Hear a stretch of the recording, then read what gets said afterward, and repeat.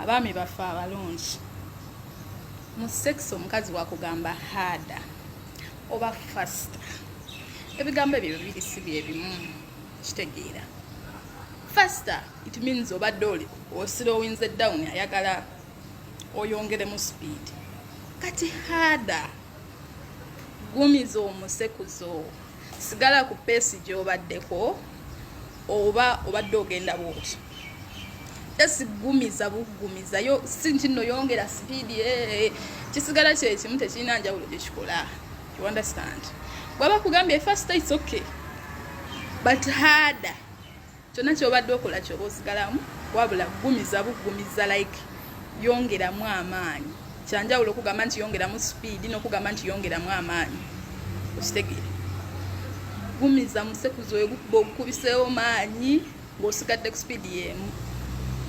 Hope ntegeerekese mugenda ne mwewunza omanyi omuntu akugamba faster oba akugambye harder ate oli mu kwongera speed ani akugambye oyongeze speed